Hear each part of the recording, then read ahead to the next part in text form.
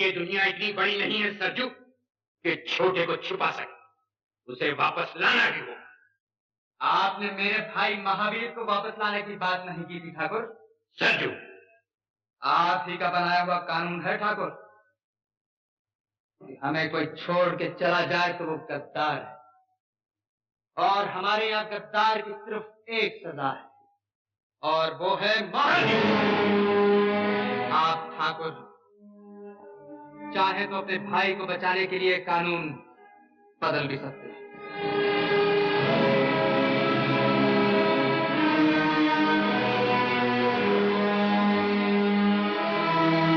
Hello Shekhar बाबू, मैं manager Janaki दास बोल रहा हूँ। यहाँ एक बहुत बड़ी हस्ती आई है, करोड़पति, किसी स्टेट का प्रिंस है। उसके सेक्रेटरी के हाथ में एक बैग है, 1000 के नोटों से भरा हुआ है। मैंने खान को उसके सामने बिठा दिया और खान धड़ाधड़ जीत रहा है। शो खान साहब, शो? मालूम होता है जेब के मुकाबले में योर हाइनेस का दिल बहुत छोटा है, सिर्फ 2-3-4, लेकिन कलर काटन। बढ़िया खान साहब। हाँ, तुम क्या सर पे खड़े हो? अपना महमूद साया बाहर फेंको, हम तो पहले ही हारे बैठे हैं। मैं यहाँ का मैनेजर हूँ, देखभाल करना मेरा फर्ज है। Still I am still sorry your highness. Okay okay, please please.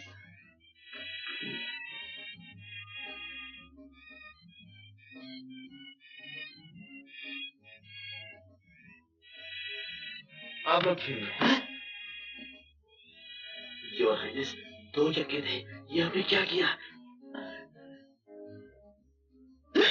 1000 रुपया आया मैडम। बादशाह का कलर है छोटा सा। लाइए पत्ते मुझे दे।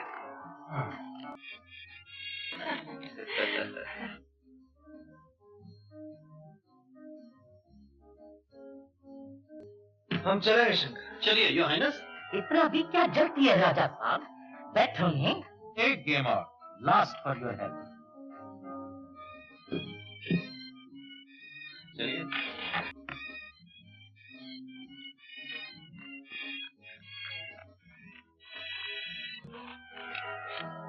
अरे वाह खान साहब, क्या काट दिए।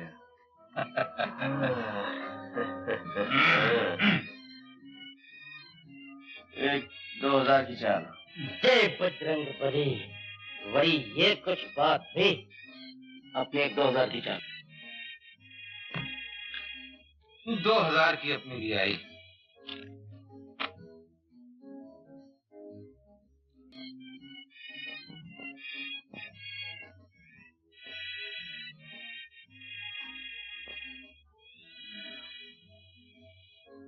पांच अपने, 5 मेरे।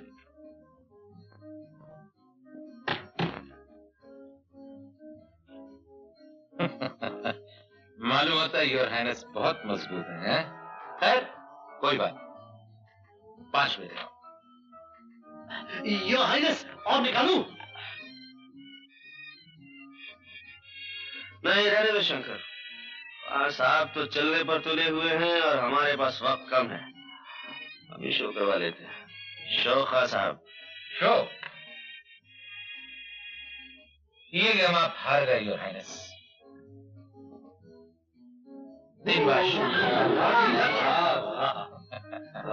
ठहरिए खान साहब, इन बादशाहों से भी कुछ बड़ा होता है।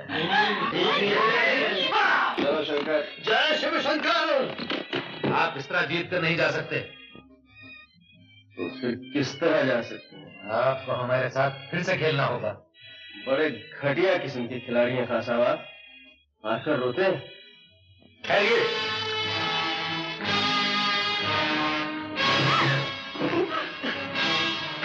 खान साहब, पत्तों का खेल खेलिए, रिवॉल्वर का खेल बड़ा खतरनाक होता है।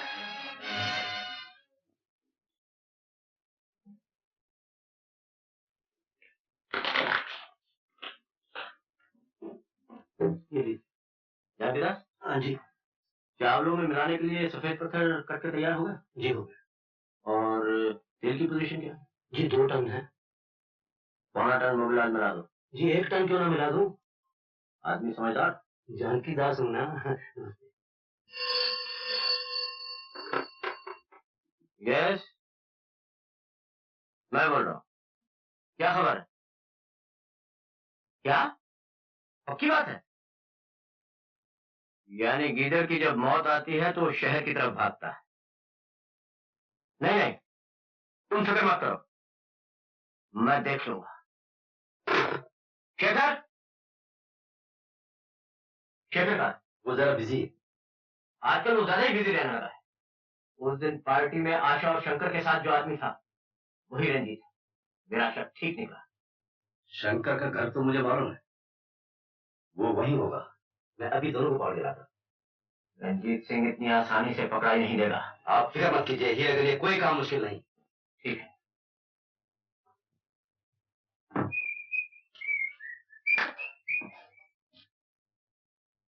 आहा, वो आए घर में हमारे, खुदा की कुदरत है। कभी हम आपको, कभी हम अपने आप को देखते हैं। नमस्ते जी, नमस्ते। लेकिन आप लोग अंधेरे में बत्ती बुझा के क्या कर रहे थे?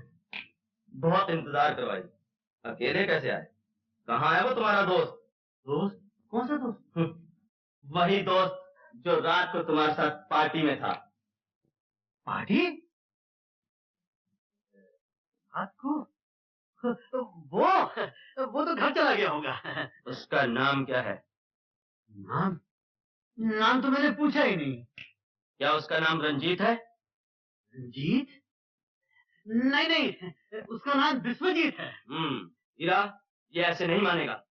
हेलो, उसका नाम सुजीत है। सही सही बताओ, क्या नाम है उसका?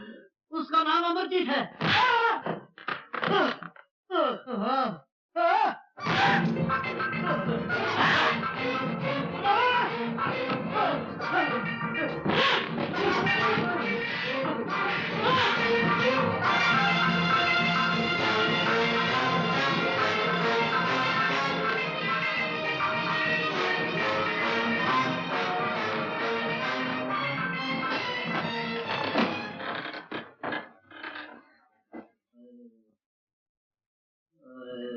शंकर, शंकर, छोटे ठाकुर, मैंने उसे तुम्हारे बारे में कुछ नहीं बताया। उसने मुझे बहुत मारा, बहुत मारा। किसने? शेखर ने। उसे तुम पे शक हो गया है। वो मुझसे पूछ रहा था कि तुम कौन हो। मैंने कहा मुझे नहीं मालूम।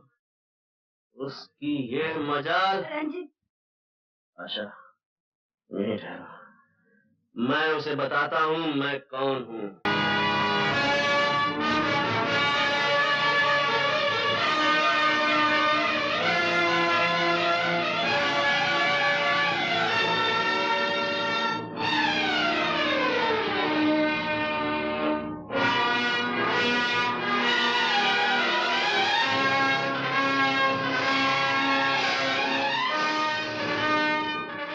जानना चाहता है मैं कौन हूँ?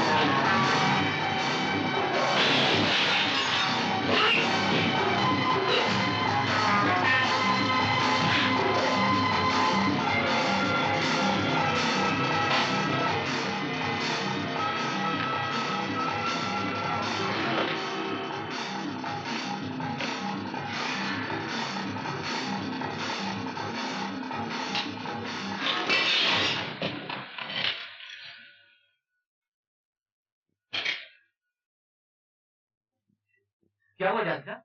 क्या बताऊं डॉक्टर साहब, रंजीत ने मार मार के शेखर और हीरा के अंजर पंजर ढीले कर दिए।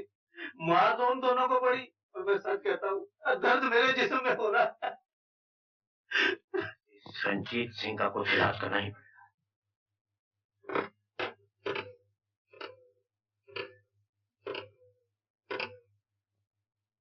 हेलो, जी हाँ डीआईजी वर्मा साहब को दीजिए। वर्मा साहब, मैं ठाकुर विजय नारायण सिंह बोल रहा हूँ। देखिए, खैरियत वैरियत बाद में पूछिएगा। आजकल जो आदमी आशा देवी के साथ दिखाई दे रहा है वही रंजीत सिंह। जी हाँ, वही डाकू रंजीत सिंह। देखिए, मैंने एक अच्छा शहरी होने के नाते आपको इत्तला दे दी है। आप अभी तक जा रहे हैं? मुझे कुछ देर हो गई। इनका एक्सीडेंट हो गया था, इसलिए मैं इन्हें साथ ले आई। आशा, तुम मेरे साथ आओ।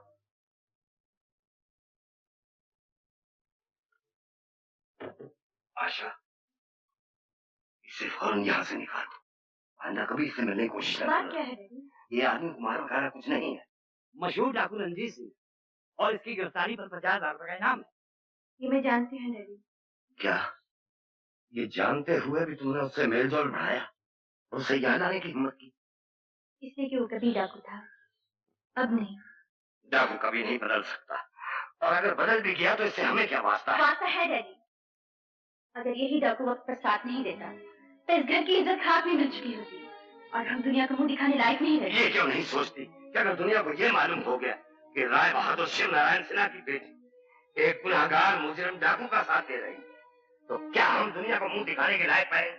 कुछ भी हो डैडी, जब उसने मेरे लिए अपने साथियों को छोड़ दिया, अपने पिता समान भाई से नाता तोड़ दिया, मैंने भी उसके साथ चलने की कसम खाई, उसका जीवन बदलने की प्रतिज्ञा की है।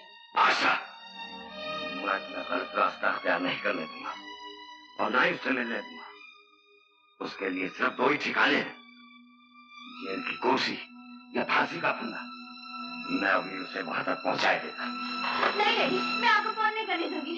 इस घर में पुलिस नहीं आएगी। तो नौबत यहाँ तक पहुंच गई है, तो पुलिस की भी जरूरत नहीं। मैं उसे गोली नहीं मारूंगा। डैडी, छोड़ दो नहीं आशा। डैडी, मैं ऐसे नहीं करने दूंगी। लगता है लाइसेंस लेने के बाद आज पहली बार आपने रिवॉल्वर उठाया है। मेरे पास लाइसेंस नहीं सिन्हा साहब, लेकिन मैं इस खिलौने की रग रग से वाकिफ हूँ। मुझे डराइए मत, एक बुजुर्ग की तरह ऐसे रहकर बात कीजिए, वही होगा जो आप चाहेंगे। रंजीत, सिन्हा साहब, थोड़ी देर के लिए अगर आशा से बात करने की इजाजत दे सकें तो इस गुनहगार मुजरिम और डाकू पर आपका बहुत बड़ा एहसान होगा।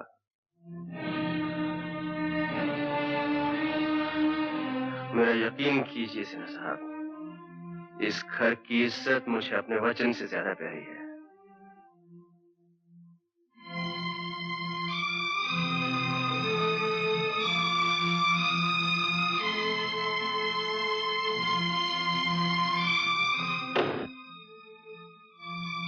नहीं रंजीत, तुम मुझे छोड़कर नहीं जा सकते।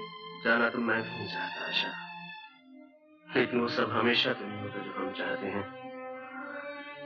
इस घड़ी को एक ना एक दिन तो आना ही था। मैं जानता था मेरा भविष्य क्या है। आशा, मेरे आगे जेल है और पीछे कानून के लंबे हाथ।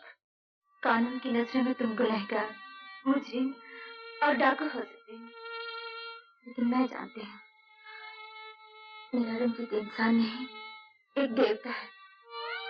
मैं तुम्हारे जज्बात समझता हूँ आशा। मैंने भी कई बार अपने दिल की बात कह देना चाहिए, लेकिन दिमाग ने हमेशा रोक दिया, इसी डर से कि एक दिन अचानक तुम्हें छोड़कर जाना पड़ेगा, और ये कानून वाले न जाने क्या सजा दें, जेल, फांसी, कुछ भी हो सकता है। अब कुछ भी हो, मैंने तुम्हें अपना लिया है, तुम्हारा दुख सुख सब मेरा है। रंजीत, हम कहीं कहीं दूर चले जाएंगे। नहीं आशा, मैं इतना खुद गर्ज नहीं कि तुम्हें कांटों में घसीटता फिरूं।